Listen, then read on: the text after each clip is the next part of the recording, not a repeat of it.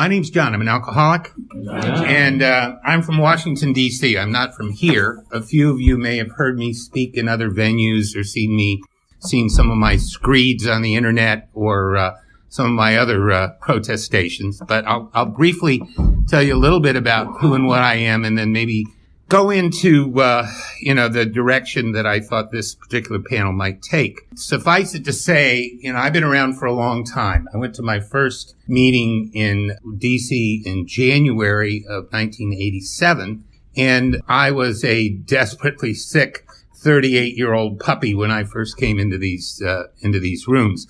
Unfortunately, I was in the type of career and worked for the type of company in a type of business where any kind of association with a psychiatrist, a treatment center, or any other kind of medical professional would have meant career suicide. And that's one of the things that kept me from getting a little bit of help long before I needed it. And even though I will have some highly critical things to say about various aspects of Alcoholics Anonymous, I'll talk about the good parts first. I genuinely believe that Alcoholics Anonymous saved my life. There's no question that I had reached a point in my sobriety where I was either going to kill myself or do something about it. I was not the type of person.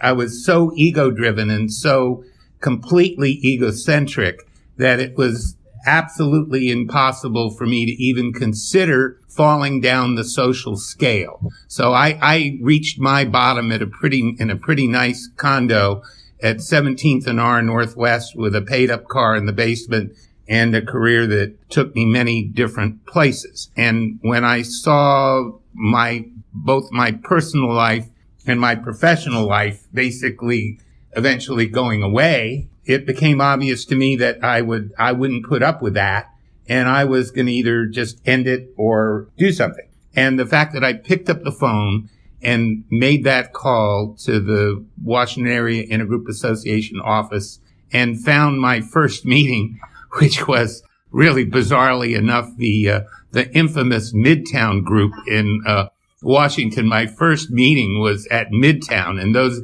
ladies that have researched some of the negative aspects of AA, this was years before Midtown washed up on the rocks of a real scandal. But I only went to that group once or twice. It wasn't one of my regular venues. But when I first walked down the stairs into that meeting, and in those days, those of you that are old like me, you'll remember the smoke. Remember the smoke, the miasma of smoke. And I was a 2-pack-a-day lucky smoker, and it was too much for me when I went in. There was so much smoke in the room. It's like incredible. The younger ones don't even know what I'm talking about, but it was incredible. And I walked down the bottom of the stairs, and sitting at the bottom of the stairs was a defrocked Episcopal priest who I used to drink with years before in the old Admiral Benbow bar on Connecticut Avenue in Washington back in the 70s. And he had disappeared. I didn't know what happened to him. And Brother John's sitting at the bottom of the stairs, and he said exactly the right words to me. He said, "What in the fuck took you such a long time to come down here?" And that was precisely what I needed to hear. I didn't need to hear, "Oh, poor me, poor you. You're such a broken, unhappy person. Just why did it take you so long to figure it out?" And I immediately knew right from the beginning that I was in the right place. Just like the doctor just described I loved his chart, by the way. It was a great chart. The red cloud, the pink cloud chart. I just immediately, when I stopped drinking, I was so relieved that I wasn't going to kill myself that I just went right up into the stratosphere on a pink cloud and managed to detox myself and find a group of like-minded people on Rhode Island Avenue in the cathedral on Rhode Island Avenue, that famous church that JFK was buried out of, St. Matthew's Cathedral, right at Connecticut and Rhode Island. And next to that church was this broken down old church building that the AA meetings were held in. And I found a group of like-minded people that really, really had my sobriety as their number one priority. That's what I felt right from the beginning. And this was a conventional AA meeting. That was wonderful. Then the problems started, okay? I started going to lots and lots of AA meetings. And I remember one day in late 1987, early 1988, I was sitting in a meeting in another, I don't know why I had such an affinity for Catholic churches, but I was in this Catholic church on V Street Northwest, which is in a very dangerous neighborhood at the time. It's all yupped up now, but you could hear the gunfire from the street over, okay? Sometimes you'd hear a gunshot. It was a bunch of shooting galleries and drug dealers on the next block near 14th and V Northwest. And at the end of this meeting, they would, they would actually chant when they got to the end of the passage, would or could if he were sought. Okay. Would or could if he were sought. I won't traumatize you with the rest of it, but I just said, I can't do this shit. If they're gonna, and they chanted it in unison, would or could. I said, what have I gotten myself into now? All right. What is this? Basically, what is this shit? All right. And by the time the summer of 1988 rolled around, I was about 18 months in. I was on my way out, and I had one afternoon sitting in my office, which was downtown on 23rd Street, 23rd and M. And I'm sitting in my office, and I said to myself, I'm going to the Child Herald, and I'm going to order 2 shots of Jack and a Heineken, and then I'm going to get started. And because I just can't do this shit anymore, right? That's the last time I had a very serious moment when I was going to go out and do it. And for some reason unknown to me, instead of going to the Child Herald, I left my office and went to a 5:30 p.m. meeting. This one in a black evangelical church, a step up, okay, from the Catholic. And the music's much better. And, not to mention the company. But I went there, and I didn't drink, but I knew that I was in trouble. And then a miracle happened. 2 atheists showed up. And it's a secular miracle in my life. 2 atheists showed up, 2 retired atheists, people about the age I am now, showed up at the WAIA office on Connecticut Avenue, and they were volunteering on the phone. So the 2 of them sitting side by side, Maxine and Tom, both of them, unknowns to each other, were militant atheists. I know that some of you are going to cringe at the term militant atheist and probably report back to headquarters in Canada or whatever, up to Rogers Place or wherever, to Sheldon's Place or some. Huey said, yeah, tell him I said militant atheists once again.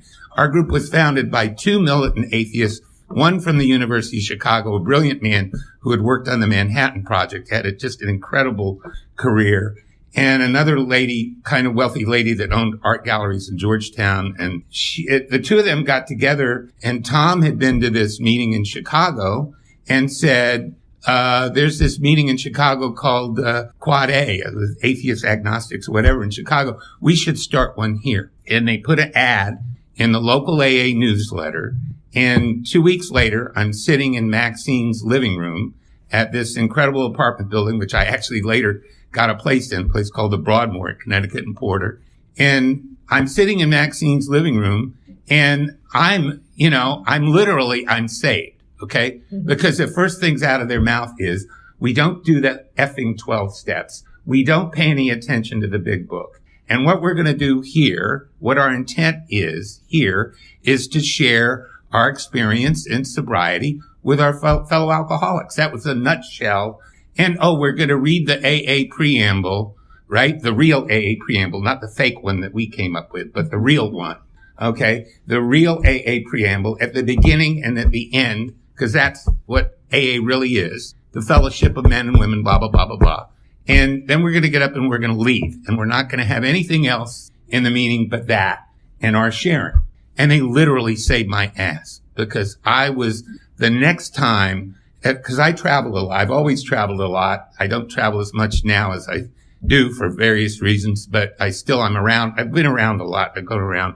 And I knew that sooner or later something was going to happen out on the road, or because of work stress or personal stress or whatever. I knew I was headed out the door. And those 2 saved my ass. And I haven't had to make any compromises with AA since. No bullshit about the 12 steps. No bullshit about the big book. No revisionist theories or any other kind of rationalization from that day to this.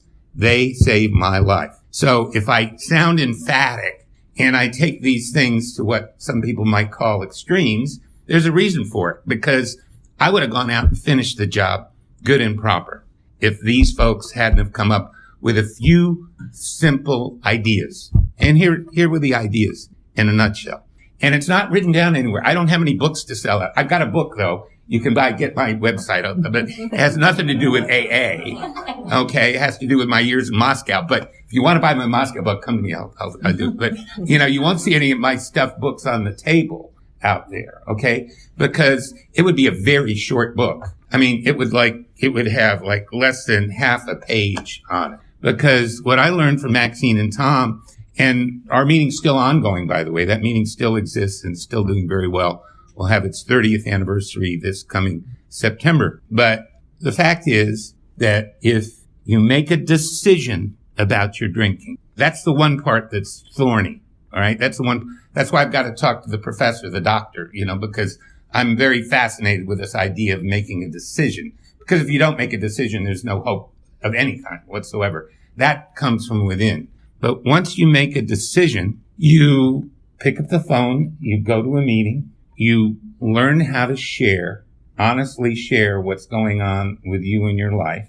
And then once you've learned how to honestly share, you attempt to help another alcoholic. So if you make a decision, you don't drink, you go to meetings, you share, and then you help another alcoholic, you're going to have a meaningful life. And that's what my two late friends, Maxine and Tom, showed me, because they came to this thing very late in life. Tom was a very senior U.S. government official if his alcoholism had ever been known, he was a master at concealment and hiding things. And he had about 20 years when he died. Maxine came to AA relatively late when she lost one of her businesses because of her drinking. And she went to a rehab, and she came in relatively late, but had about 10 years of really useful life. And what these guys proved to me, because I sat there and watched them do it, was that if you do a couple of simple things and you throw the rest of this crap out and don't even consider it because it's irrelevant, you can have a meaningful and a useful life, which is what I've attempted to have in the 31 years that I've been around. Now, some of these people in AA, and even some people in secular AA, I've heard them talk about it, are going to tell you, poor sufferers, that you have to have something called a personality change. Okay? Guess what? I'm the same honorary MF I've always been. I've never had a personality change. I never wanted to have a personality change, and I didn't. But what I had was a behavioral change. And the behavioral change led to progress in my life very similar to what the good doctor put up on the screen. And it's still going on. But I've never changed who I am. Because personally, I believe that doesn't happen. We do not change who we are. We can change what we do. And once we change what we do, then who we are goes to different places. So why do we now in secular AA have to come up with an alternative liturgy just to be acceptable to these people in the mainstream portion of our movement? I had a interesting experience up in Canada. I don't know if there are any Canadians in the room today. I suspect there might be, given our location. But I was at the regional meeting with my dear friend Joe C. and my buddy Sam here was there as well, and Larry Knight, a couple other people I know. I should say Larry K. But I was up there, and I hadn't been shocked at a secular meeting in a long, long time. But I was shocked when in that meeting, during the course of that conference, at the beginning of every session, they read something called the Alternative 12 Steps. And that blew my mind. I had, in all my experience and all my years in AA, secular AA down here, I'd never seen such a thing. And then at the end of every session, they read this thing. We have a perfectly good thing called the AA preamble. It's an AA document. It's really, really good, right? But they read this thing called the responsibility pledge. I don't know what that is. It's some kind of thing they're reading. And they were chanting it in unison, saying it in unison. And I said, am I back on V Street in 1987, listening to the gunshots over on the next block? Excuse my language. Rogers or other people have criticized me for using bad language, but where the fuck am I? Okay? What's going on here? All right? Are we going to take one set of liturgies that didn't work for a lot of us and replace it with another and then give the newcomer the impression they've got to do that?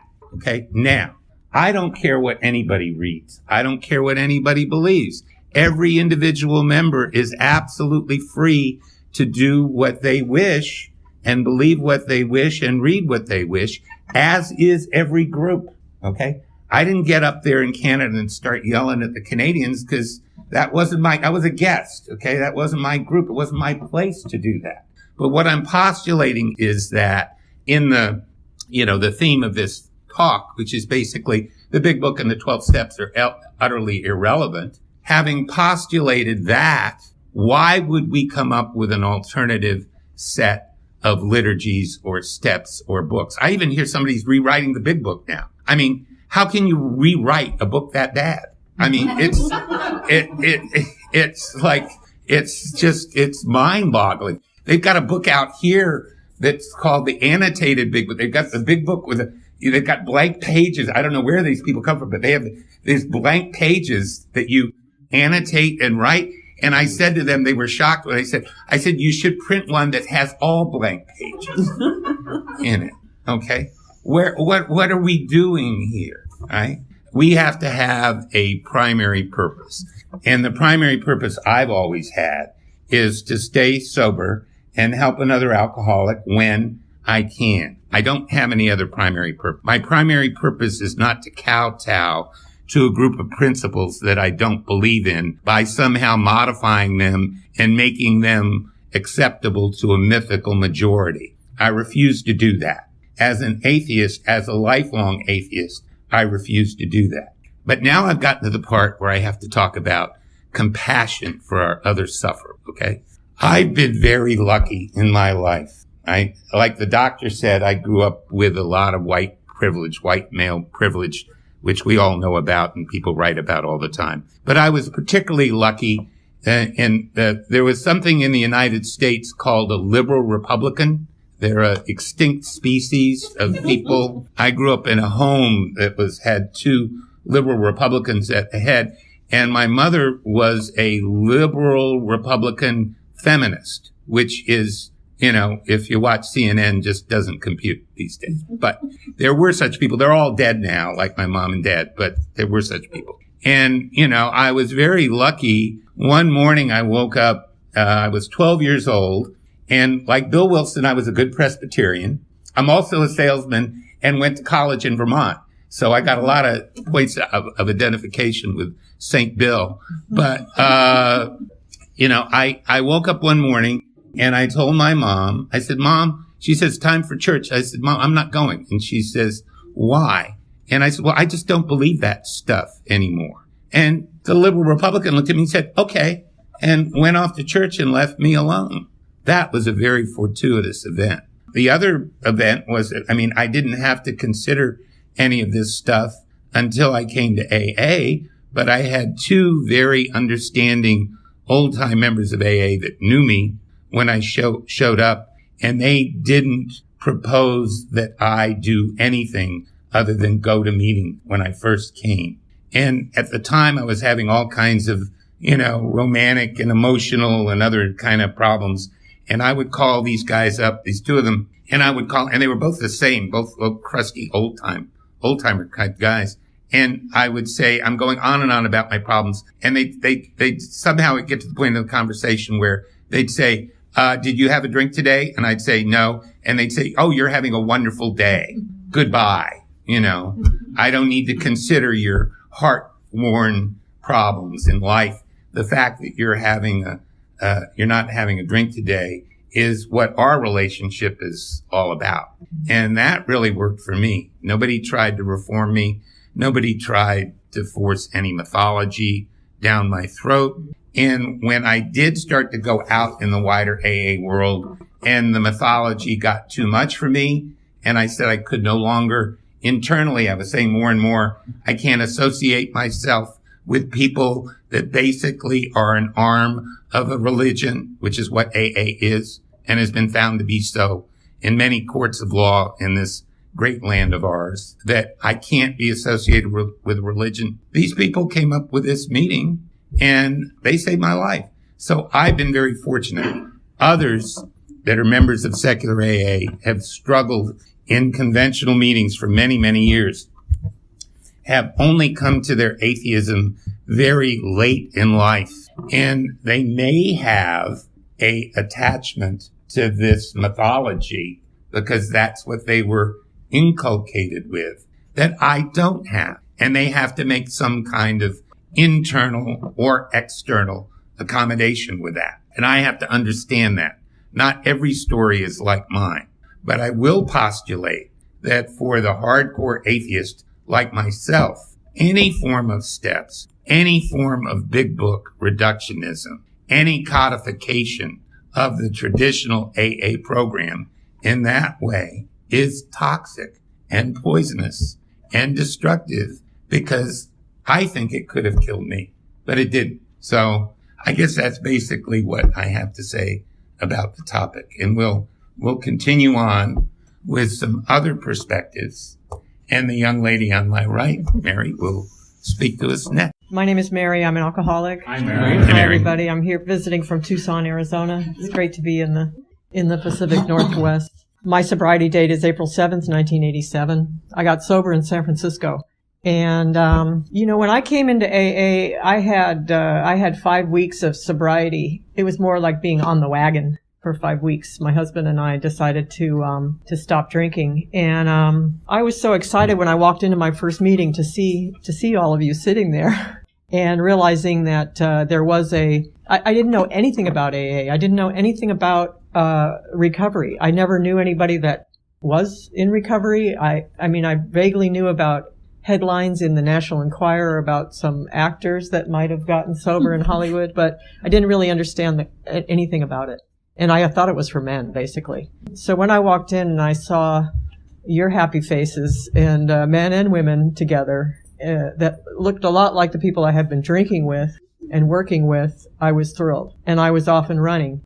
And in thinking back on my recovery, it seems to me it was very secular for me. I don't know if that's because I was in a big city or if I really heard that idea of take what you need and leave the rest. I wasn't introducing myself as a newcomer because I was past the 30-day mark, but after my second or third meeting, some woman came up to me. I've never heard this said to anybody else. Next week will be 31 years. I've been going to meetings, but a woman came up to me and she said, "Well, you're new?" Yeah, I'm new. And she said, "Work the first 3 steps on your own and then get a sponsor when you're ready to work the 4th step." I said, "Okay." So I was listening to what people said. I thought, well, I just work this on my own. Okay. I'm 32 years old. I'm an adult. I can figure this out. I basically looked at it as honesty, open-mindedness, and willingness as steps 1, 2, and 3. I didn't identify as an atheist, agnostic, really anything. I was kind of a secular person. I didn't go to church. I hadn't been to church since I was about 12 or 13. And so I just thought, I guess I took it to heart that I should use the program as my higher power. And I thought, okay, that's fine. That works for me. I didn't agonize over it very much. I basically thought, okay, honesty is I'm an alcoholic. Open-mindedness is there's a program here. There's meetings, there's a recovery community. And the 3rd step was willingness, and that was I'm willing to give this a try. I'm willing to embrace this recovery community.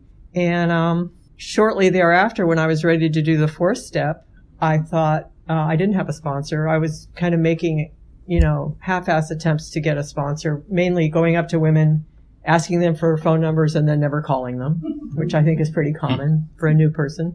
So there was this place called the Dry Dock where they had a 4-step workshop. It was in a room, maybe half this size with about 50 people in it. It was really crowded. We met once a week for 4 weeks, and this British guy led the group on how to do the 4-step exactly according to the big book. And we'd all have our notebooks. We'd go home and write with the columns and the questions. He said, don't tell people about this workshop. Sit down and show people how to work the 4-step according to these columns and these questions. Each one teach one. Take this out and to the community and use this method. He talked a little bit about at the end of the workshop, he talked a little bit about doing the 5th step. And on 6 and 7, he said, don't linger on 6 and 7. Just get into action and, keep going. I found a woman to hear my 5th step. I met her at a meeting, asked her if she could hear my 5th step, and it was perfect because she was moving 3,000 miles away shortly thereafter. So it was like, great. She was, I don't even remember her name. It's sort of like they talk about, meeting a stranger and doing your 5th step. I found my 4-step the other day, by the way. I hadn't looked at it in 30 years. That's an interesting exercise. It was very thorough. It was, this poor gal, we sat down a couple times for me to go through it all, but there was such that young woman, that 32-year-old was so filled with fear and anxiety, and it's been really interesting to look at that and see me now. But after that, when I started thinking about the 8th step, to be honest with you, I went to therapy for the first time in my life. I started to feel that it was very shame-based. And I sought out outside help for the first time in my life, found a therapist who understood the 12 steps. The first woman I went to, I thought I'll shop around for a therapist who's going to understand me, And I think in retrospect, I never said I'm going to reject the steps the way they're written, but I think when I look back on it, I basically did them my way. And, I continued, to me, just looking at the rest of the steps is about developing my ethics, cleaning house, maturing, just growing into an emotional maturity that I needed to have, learning how to play well with others and helping others. And I think, of course, I went to a lot of step meetings. I went to one reason I think that my relationship with the steps has not been traditional is that I also kind of rejected the sponsorship model. And one reason I felt really uneasy about the sponsorship model was, when people talked about being fired by their sponsor. I thought, well, I don't think it's supposed to be that kind of relationship. What's kept me sober, without a sponsor is always having some closed mouth friends that I could confide in, and then they could confide in me, and keeping a really close knit group of women in my life. I've lived in a couple of different places. I've been in Tucson now 20 years. I have a really core group of women in recovery that I connect with. And, in a way, they have been my sponsors. I just haven't had will you be my sponsor kind of relationship with one particular woman. So, and if I had that, I probably would have had more of a defined system of going through the steps one by one. But I think over time, I've addressed all the principles of the steps in my own way. And I love the talk that we just heard, even to today, talking about when he talked about becoming a citizen. Now I'm doing service not just in AA, but I do things in the community. To me, it's about being a part of the larger community than just the recovery community. And I only really came out as secular a couple of years ago. I've been sitting in, traditional AA meetings for, at that point, 28 years. And I heard a woman talk about being an atheist. And it was an 11-step meeting. And she said, well, I certainly meditate, but I don't pray because I'm an atheist. And, the top of my head kind of exploded. I had never heard that in a meeting before. And I realized, oh my gosh, there's, that's when I discovered this sort of this secular AA. To me, that was an oxymoron. I didn't understand that it even existed. So I don't throw out the 12 steps because I know they've helped a lot of people. I've heard over the years how much they've helped people, but for me, they weren't a core part of my recovery. To me, it's been more finding my tribe, And secular AA is kind of my tribe within my tribe, I think. It's totally energized my recovery as far as really getting more into the history of AA and discovering we have 3 secular meetings in Tucson, 2 of which have been going on for about 3 years, and one that's just started, women's meeting. As far as the Big Book is concerned, I never warmed up to the Big Book. The only thing I really was blown away with in the Big Book when I first came in was that more about alcoholism, where they described all the things we tried before we got sober. That really got my attention, because I thought, wow, these people really understand alcoholism. This is where you come to really understand the addiction. So I never really embraced it. I never read the Big Book on my own. Of course, I've heard it, and I've heard the stories. It's like I didn't avoid Big Book meetings, but I didn't ever sit down and read it on my own. It seemed very constipated in the writing, and I just see it more as a historic document. I have respect for it, but I don't have a copy of the Big Book that's all underlined and highlighted and notated. I just see it as a historical document that's really, it is what it is. I never even really, I read the 12 and 12, of course. I finally got my home group to read the traditions, in addition to the 12 steps. They had never read the traditions before in the meeting. I mean, I'm talking about the chapters, chapter by chapter. And I got a lot of flack for that. And I said, well, why are we taking this book and reading it halfway through and starting over again and reading it halfway through year after year after year? Let's read the second half of the book. I became sort of a tradition thumper. And sure enough, there was people in that meeting then, they're like, man, this stuff is really interesting. They had never read the second half of the book. But I think this discussion is very healthy about what's going on with secular AA. Are we within AA? Are we outside AA? I think it's a very healthy discussion. What I see for myself is that especially in the women's group that we started, it's called it's in an independent bookstore called Mostly Books. So we named the meeting Mostly Agnostics. A lot of newcomers that walk in there. What I'm discovering is a lot of the young women that come into our meeting are already agnostic atheists. It's like not a discussion in their head about am I or am I not.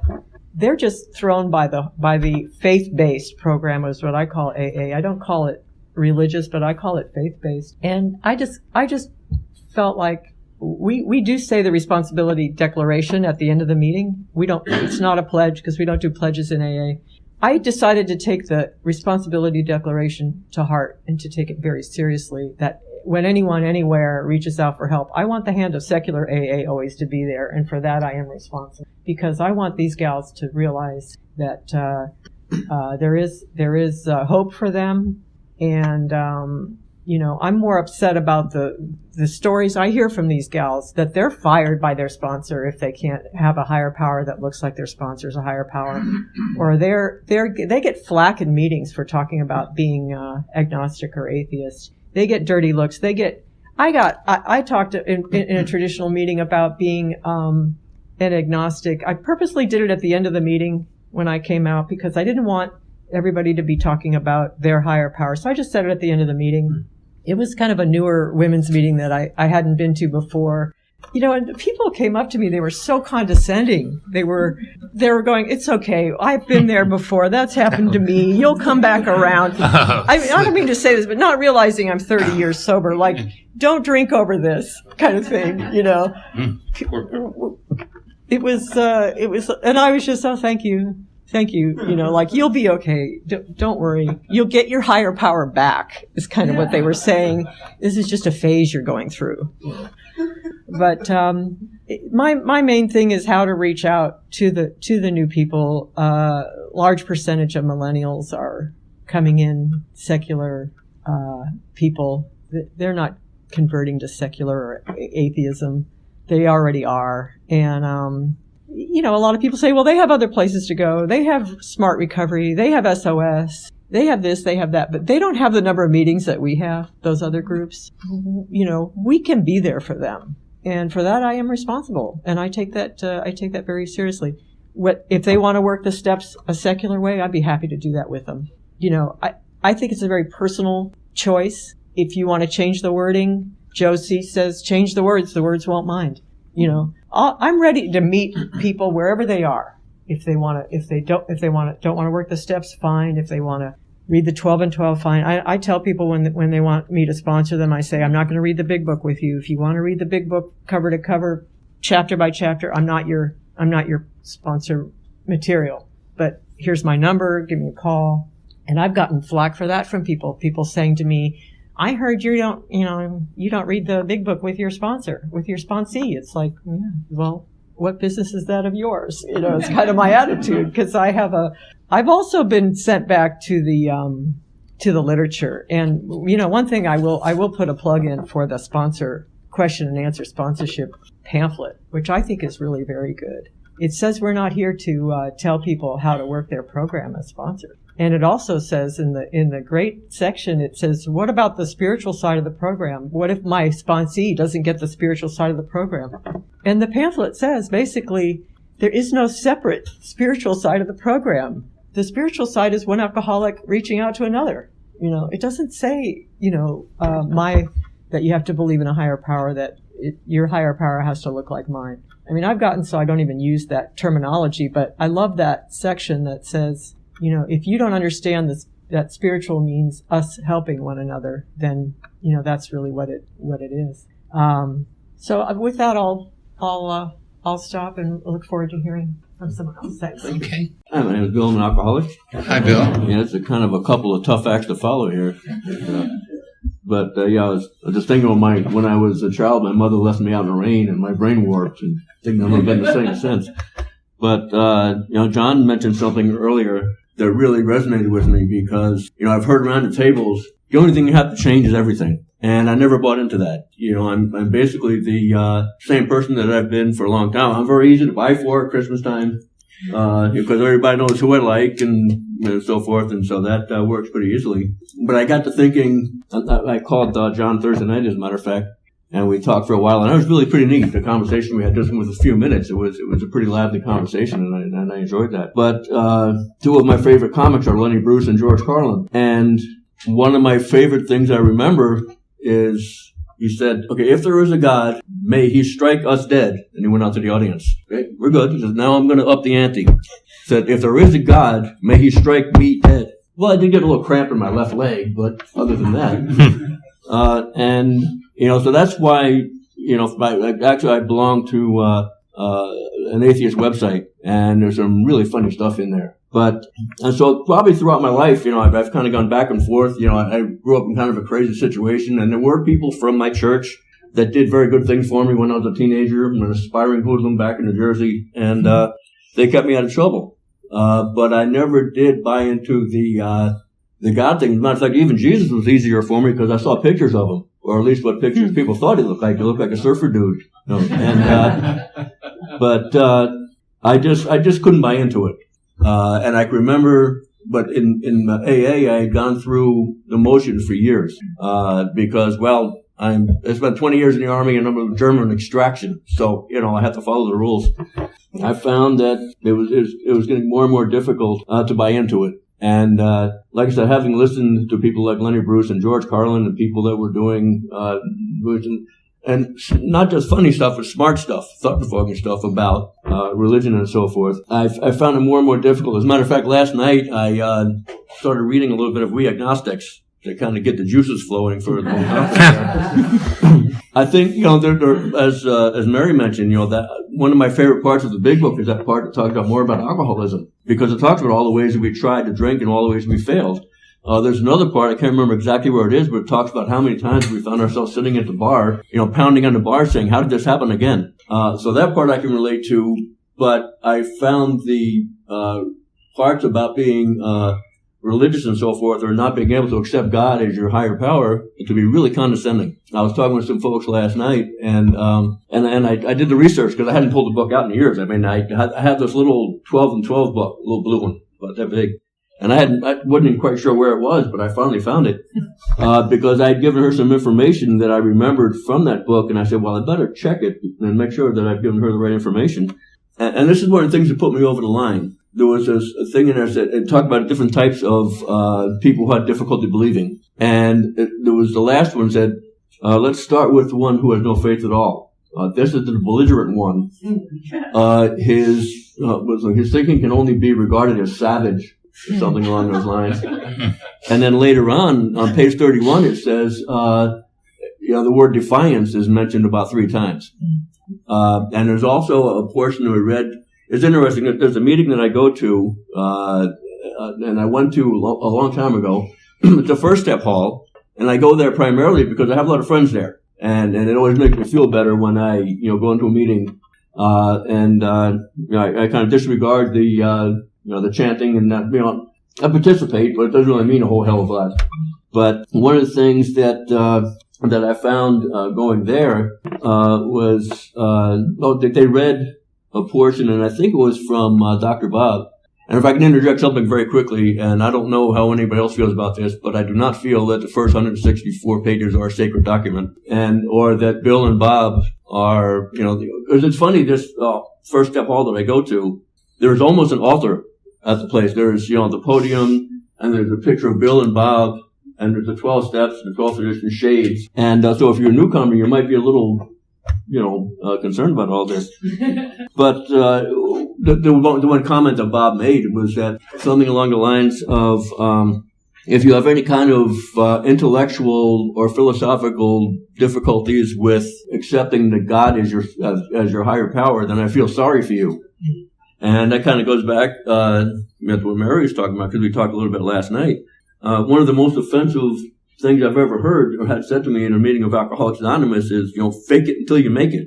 Like, oh, you silly atheist. You'll come around. And I found that to be a little troublesome also. So I was at my wife's home group. I didn't normally go there, but I had a rare Saturday off. And so I went to the meeting. And I just got to the point where I was starting to talk at meetings about my atheism. And not only have I lost AA friends, but I've also lost family friends. For my atheism. So I had mentioned at the meeting, I said, 30, 40 years ago, it was very uncomfortable for gays and lesbians to go to a lot of meetings. I would be, I would be naive to think that still doesn't go on, but it is still, I think, from my experience, a lot more safer, particularly in a city like Seattle, where folks can be much more comfortable. But that I felt very often as an atheist. That's why I've often used the term coming out as an atheist, because, as been already mentioned, people will kind of sneer and glare at you when, I talk about not believing in any kind of supernatural power that controls anybody or anything. Well, it's like a fart in church. I mean, that doesn't go over well at all. So I mentioned that, at the meeting, and a woman came up to me, and probably shouldn't say this, but anyway, I will. But there was my friend, a friend of mine in the program, and this woman came up to me, and her nickname got to be Sister Mary Margaret, and, she kind of read me the riot act. Actually, it wasn't until about 4 or 5 days later at another meeting, and she came up and kind of read me the riot act, because I had mentioned about, how, very often, gays and lesbians were beat up, and that sometimes as an atheist, that's what I was concerned about, because I had some pretty nasty things said to me. And she came up later on, she said, well, my dad was an atheist, he never got beat up, and blah, blah, blah, blah.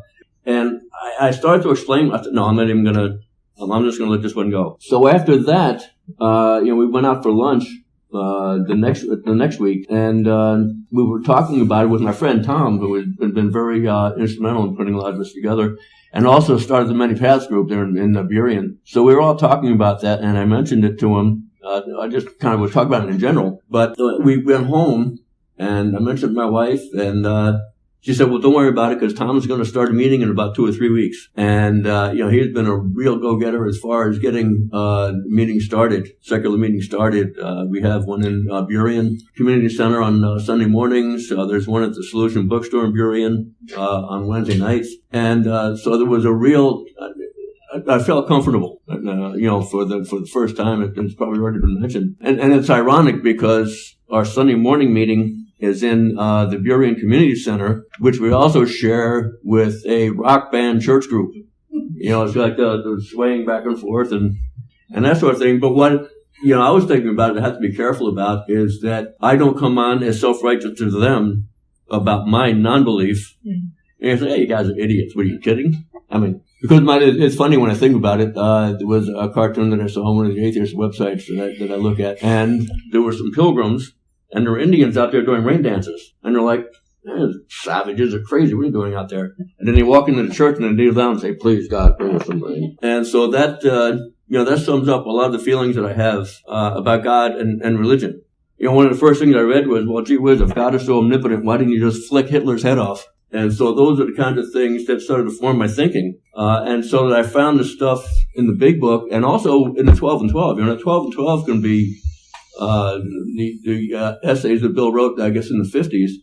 Those can be pretty condescending also. As a matter of fact, that's where I, the part about the belligerent one and the savage, there's defiant, savage, the whole bit, and so that certainly affected my thinking. I went along, like I said, I went along with a lot of it in the very beginning. And it's funny, I just thought about this, John had mentioned it, and I had someone in early sobriety that was like that. It was a guy named Jay Slavin, passed away a couple of years ago. And, I'm from Elizabeth, New Jersey. And if there's some folks that have ever seen the opening credits to the TV show The Sopranos, well, that's my old neighborhood. So, and he was from Brooklyn, New York. So we hit it off right away. And Jay always seemed to have a cigarette hanging from his mouth. That was back when he could smoke at meetings. And I was pretty new. I only had about maybe 5 or 6 months, and I'd be going on and on about this, that, and the other thing. And finally he would go, yeah. And finally we'd stop and he'd say, "Well, did you drink today?" I said, "No." He'd say, "Well, then what's your fucking problem?" And that kind of put it in perspective for me that, there was a lot of kind of self-centered whining that I was doing. And that is, that's one of the things I think that sobriety has helped me with. And I certainly agree with John that, for instance, my home group, we don't hold hands and we don't chant. And the group is pretty new, so we have to tell people who come from other AA meetings that we don't chant or hold hands for our meetings. So please, thank you for being here, and your help with picking up the chairs and tables is appreciated. But as far as joining hands or doing any kind of chanting, now this meeting that I go to, the First Step Hall, they do hold hands and chant. And you have the option of doing a large prayer or, Serenity Prayer. I suggested the Hokey Pokey. That didn't go over very well at all. But what I do, particularly at that meeting, because like I said, I enjoy the meeting. I enjoy the people there. I don't always enjoy what I hear. But on page 84 of the big book, it says, "Love and tolerance is our code." And so I try to practice that a little bit. So when they do Serenity Prayer, I'll kind of bow my head, but I won't say the prayer. And then when the meeting is over and they join hands, whatever prayer they say, I just bow my head. And I don't say anything. And that seems to have worked pretty well. But it's the group that I go to, my home group, I really feel so much more comfortable in that environment. And it's, then I think the doctor had mentioned it about AA becoming, or the secular part of AA becoming a part of mainstream AA. And I hope that's the case. I'm really concerned about that, though. Because and I guess, any change is kind of slow. But as already been mentioned, there's still that the kind of sneering and glaring and condescending kind of attitude that goes on when I mention about, like I said, when I talk about not believing in a supernatural being, that doesn't go over very well. So I have rambled on long enough here, and thank you for listening. Thanks. Dave Alcoholic. I'm one of the folks down from Canada, by the way. It's not a question but a comment on something that I've hoped to hear in an AA meeting for a very long time, and I've heard it this morning, and I heard it from you. When I did my first step groups in traditional AA, with the Daughters Who Understand It and all that, I remember getting to the end of step groups, and I was always just where I was positioned in the group, I was always the last to be asked to comment on that. And at the end of step 12, we went around the group, and in the group, it's like, so if you had a spiritual awakening, and everybody was enthusiastic, yes, dancing,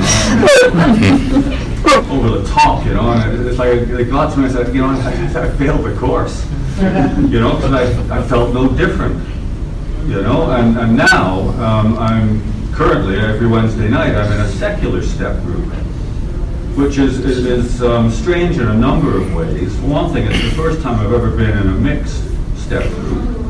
which, you know, throws a different sort of curve into how things proceed, and not a bad one. It's a positive thing. But the point I want to make is that I agree wholeheartedly with the point that you made that being in AA doesn't require a personality change. You know, my career background is in psychiatry and psychology, so I have some stuff in my head, you know, that I could never apply to myself, otherwise I wouldn't be in AA. I could tell everybody else how to get sober and not get strung out, but not myself. But anyway, but what I fully agree with is that it's about the change of behavior, you know, and the personality is what you have. And for me, you know, being strung out on coke or whatever, or drinking myself into the gutter, you know, it just suppressed certain aspects of what was already there, and behavior change and sobriety and being clean has brought out the ability to bring forth behavioral changes in myself, and it's been very refreshing listening to you highlight that, because I've never heard it before stated so well in an AA meeting. So thank you. Thank you, sir. And I have to admit, I did have a spiritual experience. You know when it was? It was at a Prince concert in D.C. in 2003. I was dancing in the aisles like an African-American church lady. The purple one got me up and dancing. So I have had a spiritual experience. The late, great purple one who desperately needed us, unfortunately. Yes. Hi, Seth Alcoholic. Loved all the shares. It's fantastic. I, like you, had this kind of awakening and found secular AA. It's wonderful. I have a little inner conflict, though, because my tolerance towards this traditional AA is getting less and less. And I feel sometimes like it gets me more and more angry, it gets me more and more frustrated. I feel like I should be mellowing in almost every other area of my life, and yet my tolerance for the traditional AA is getting less and less. So I'd love to hear you sort of conflict. How do you moderate that? And do you have any of that inner turmoil? It seems like as I become more and more aware, the angrier I get, which is, you know, not what I want to be as I advance in, you know, getting sober. So I'll just share that. I'll just say, you know, my women's meeting that's called Mostly Agnostics, there was an announcement made at another women's meeting in the same room that, there's also an agnostic meeting in this room on Tuesday nights. And somebody in that meeting said, oh, that's a cult. Don't send women there. That's not, you know, you shouldn't be announcing that meeting. I overheard this through the grapevine, so I thought I'm going to go to that meeting and see who's saying that kind of thing about the agnostic meeting. Yeah. And nobody mentioned it. That I think it was a visitor that was there that said that, but they were passing a thing around for a speaker. So I signed up to be a speaker 2 weeks later. So it was like the first time in a regular meeting that I told my story. I went in there. I didn't want to be the belligerent one. I wanted to be calm, quiet, not on my soapbox. I just wanted to tell my story. Told my story about coming out as secular. And then I braced myself and I thought, oh God, I'm going to hear everybody's version of their higher power. The first 4 women that shared said they were agnostic or atheist.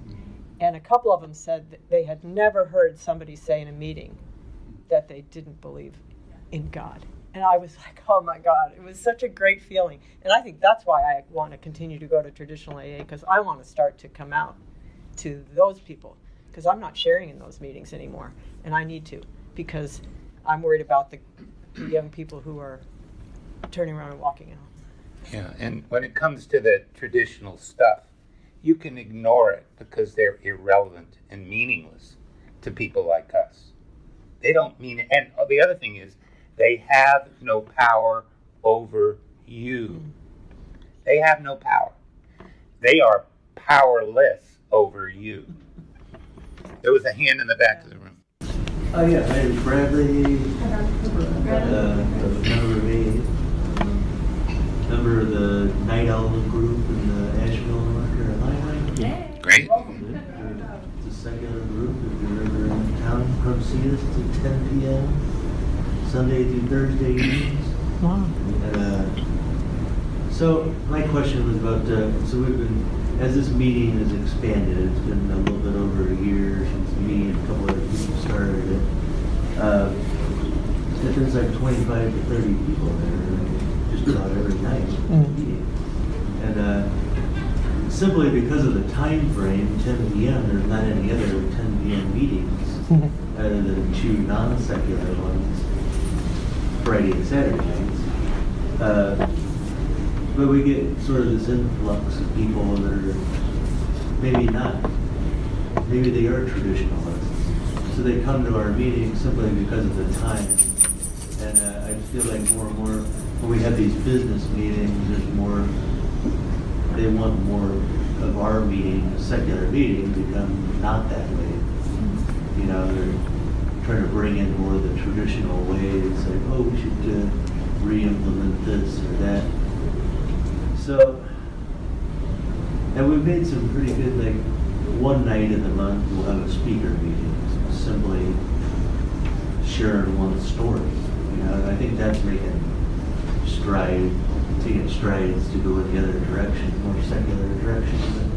But, I was just kind of wondering about your experience, any or all of your experiences on maybe people coming into secular meetings and trying to make it the traditional way.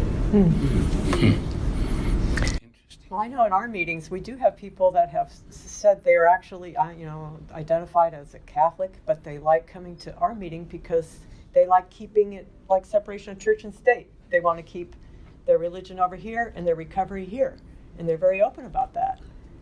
You know, we had another guy who was there for weeks, not even realizing it was an agnostic meeting. He thought he had never been to AA. It's close to where he lives, and it was like it only dawned on him, that it was a different kind of meeting. We thought, like, wait till you go to the other, one. But I thought that was interesting that not everybody there, that they were finding it more like you talk about the core of recovery is the title of this, people who are seeking community. And I've had people say to me, what do you talk about at an agnostic meeting? It's like, well, fears, resentments, joy, serenity, how to stay sober one day at a time. It's still an AA meeting. Yeah. Some of them are dangerous, very few. We did have a couple of dangerous ones show up in our early years. But now they seem to be more like auditors. Yeah. They show up from I can spot them. I know some of the type of people, and they come in. It's great. I think I told Sam this early. They come in, they have a notebook, and they start to write. Okay? And about halfway through the meeting, they close the notebook and they start to listen. Because they understand it's just a bunch of alcoholics sharing without any of their mumbo jumbo. In all the years we've had our meeting, though, we did have one serious incident with a mentally unstable person who, it being America, I know in Canada you probably wouldn't even think about this, but when he started speaking, the first word that came into my mind was gun. And it was, he had a gym bag next to him. And it's the only time I ever actually had to go and sit down next to, I'd moved and I sat next to him because if he went for the bag, I was going for the bag too. That's one time. I mean, he was just nuts. But mostly, they're just, people from traditional AA that don't like the idea and they leave, okay? And some of them actually may go away with a positive impression, but just like any other mentally ill person, you treat them with respect and the dignity that they should be afforded, and they will take their mental illness somewhere else. Just a comment, I guess. The problem I have sometimes is like being open-minded, honest, open-minded, and willing to receive other people's outlooks on their traditional AA ways. You have no obligation to accept stupid. Not be controlling. Okay. No. I'm under no obligation to accept lunacy and stupidity and prejudice. And I'm not going to accept those things. I don't care who they come from. If that's what's going out, the reaction is going to be, it's going to be commensurate with what is given. It's our responsibility to be polite and welcoming to every member that shows up at our door. But if someone is not polite and welcoming to you, as a human being, you have a perfect right to react in an appropriate kind of way. Thank you. Oh, by the way, speaking of behavior, the best behaved person I've seen all day is this pooch. That's a wonderful dog. I think we should give a round of applause to that dog. That dog is, I really know I'm on the West Coast now. I see, I got the pooch in the meeting. It's like going to San Francisco for the first time all over again. Here we go. I love it. Okay, who's next? Willow. 2 minutes. 2 minutes. Do you want to? Yes, ma'am. I'll just thank you for mentioning my dog. He's great. His name is Utah, and he's happy to come around and say hello. He's great. He's great. You don't need my permission. People have been asking all morning. I wanted to say that I think because I was a child in the old version of the Roman Catholic Church, and I was like cognizant when I remember when they stopped speaking in Latin. Like, I know what ritual is. I have experienced it, and I know how empty it can feel, right? That when I'm in a meeting, in a 12-step meeting, and people start doing that, it's like immediately I start to hold up. I can tell when people mean what they're saying. I have experience listening to people going through the motions, and it doesn't get me anywhere. It just feels so odd to me that the beauty of this program is about being authentically human with one another, that we turn it around and say, let's stop for a minute and fake it till we make it. It's like, why would you do that? This is what we're focused on. We know how to do it. Let's just do that. And don't try to turn it into something that helps. It's beyond me how this happened. And I really hope things like this trickle everywhere. Thank you. And we're coming to the end, and I will invite anybody in the room if you happen to come to your nation's capital for any reason. And who knows, you may have a real good reason to come and speak up very soon. Please come and see us on Sunday at We Agnostics at the Hill Center near the Eastern Market Metro stop, 11 a.m. We're in all the directories. So please come and see us. We always love visitors. Okay, and come to Washington when you have to. That's all I'm going to say, which is not part of the topic. Okay, we're done. Thank you very much. Okay. All right.